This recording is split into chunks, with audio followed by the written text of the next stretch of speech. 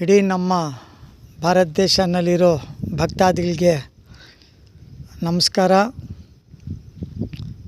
ಇನ್ನು ಭಾನುವಾರ ಬೆಳಿಗ್ಗೆ ಆಗಿದೆ ಅಂದರೆ 27ನೇ ತಾರೀಕು 7ನೇ ತಿಂಗಳು 2025 ನಮ್ಮ ಬಂಗಾರಪೇಟೆಯಲ್ಲಿ ಕೆಂಪೇಗೌಡರು ಜಯಂತಿ ಸುಮಾರು ಕಾರ್ಯಕರ್ತರು ಮಾಡ್ತಾಯಿದ್ದಾರೆ. ಎಲ್ಲರಿಗೆ ಒಳ್ಳೆಯದಾಗಲಿ. ಇವಾಗ ನ್ಯೂಸ್ನಲ್ಲಿ ನೋಡಿದೆ, ಸುಮಾರು ವರ್ಷಗಳಿಂದ ನಮ್ಮ ಕರ್ನಾಟಕ ಕೋಲಾರ ಡಿಸ್ಟಿಕ್ ಚಿನ್ನದ ಗಿಡಿ ಅಂದರೆ ಕೋಲಾರ ಗೋಲ್ಡ್ ಫೀಲ್ಡ್ ಅಂತಾರೆ ಅಂಥದ್ದು ಇಡೀ ನಮ್ಮ ಭಾರತ ದೇಶದಲ್ಲಿ ಒಂದು ಜಿಲ್ಲೆಗೆ ಒಂದು MP, ಒಂದು ಜಿಲ್ಲೆಗೆ SP ಸಾಹೇಬರು ಅಧಿಕಾರಿಗಳು ಒಂದಂದರೆ ನಮ್ಮ ಕೋಲಾರ ಜಿಲ್ಲೆಯಲ್ಲಿ 2 SP ಇದ್ದಾರೆ. ಅಂಥದ್ದು ಗೋಲ್ಡ್ ಮೈನಿಂಗು ಮತ್ತೆ ಪುನರ್ಜನ್ಮ ಕೊಡ್ತಾರೆ ಅಂದ್ಬಿಟ್ಟು ನ್ಯೂಸ್ನಲ್ಲಿ ನೋಡಿದೆ. ತುಂಬ ಸಂತೋಷ, ತುಂಬ ಆನಂದ ಆಯಿತು. ಸುಮಾರು ಕುಟುಂಬ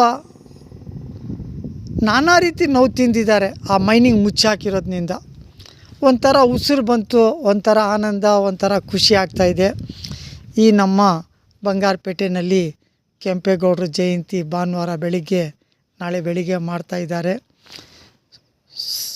ಒಳ್ಳೆಯದಾಗಲಿ, ಎಲ್ಲರಿಗೆ ಒಳ್ಳೆಯದಾಗಲಿ.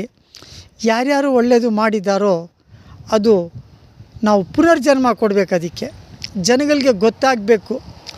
ದುಷ್ಟಶಕ್ತಿಗೆ ಸರ್ವನಾಶ ಮಾಡಬೇಕಂದ್ರೆ ಒಳ್ಳೆಯ ಶಕ್ತಿ ಏನಿದೆ, ಒಳ್ಳೆತನ ಏನಿದೆ, ಒಳ್ಳೆತನ ಯಾರ್ಯಾರು ಹಿರಿಯರು ನಮ್ಮ ಭಾರತ ದೇಶದಲ್ಲಿ ಯಾರ್ಯಾರು ಮಾಡಿದ್ದಾರೋ ಆ ಪುಣ್ಯಾತ್ಮದು ಹೆಸರಿನಲ್ಲಿ, ಅವ್ರ ಕುಟುಂಬ ಹೆಸರಿನಲ್ಲಿ, ಆ ಜಿಲ್ಲೆ, ಆ ತಾಲೂಕು, ಆ ಸ್ಟೇಟು, ಆ ರಾಜನಿಂದ ಮಾಡ್ತಾಯಿದ್ರೆ ಪುನರ್ಜನ್ಮ ಆಗ್ತಾಯಿರ್ತಾರೆ. ನೋಡಪ್ಪ, ಅವ್ರು ಅವತ್ತು ಮಾಡಿರೋದು ಒಳ್ಳೇದಕ್ಕೆ ನೋಡೋರು ತಿಳ್ಕೊತಾ ಇದ್ದಾರೆ. ನಾವು ಕೆಟ್ಟ ದಾರಿಗೆ ಹೋಗೋದು ಬೇಡ, ನಾವು ಒಳ್ಳೆ ಹೆಸರು ತಗೊಳ್ಳೋಣ, ಕೆಟ್ಟ ಹೆಸರು ತಗೊಳ್ಳೋದು ಬೇಡ ಅಂದೇಳ್ಬಿಟ್ಟು ಒಂದು ಒಳ್ಳೆ ಗುಣ ಬರ್ತದೆ. ನಮ್ಮ ಭಾರತ ದೇಶ ತಾಯಿ ಎಲ್ಲರಿಗೆ ಆಶೀರ್ವಾದ ಕೊಟ್ಟು ದೊಡ್ಡ ಮನಸ್ಸು ಮಾಡಿ ತಪ್ಪು ಮಾಡಿರೋರಿಗೆ ಕ್ಷಮಾಪಣೆ ಅವ್ರು ಕೇಳಬೇಕೋ ಕೇಳೋದಿಲ್ಲೋ ಅವರಿಷ್ಟ. ತಾಯಿ ಅವ್ರಿಗೆ ಕ್ಷಮಾಪಣೆ ಮಾಡಿ ಅವ್ರಿಗೆ ಪುನರ್ಜನ್ಮ ಕೊಟ್ಟು ಒಳ್ಳೆತನ ಕೊಟ್ಟರೆ ತುಂಬ ಸಂತೋಷ. ಜೈ ಭೀಮ್, ಜೈ ಕರ್ನಾಟಕ. ನಮ್ಮ ಭಾರತ ದೇಶದಲ್ಲಿ ನಮ್ಮ ಶಿಲ್ಪಿ ಬಾಬಾ ಸಾಹೇಬ್ ಎಂಥ ಮಹಾನ್ ಭಾವ.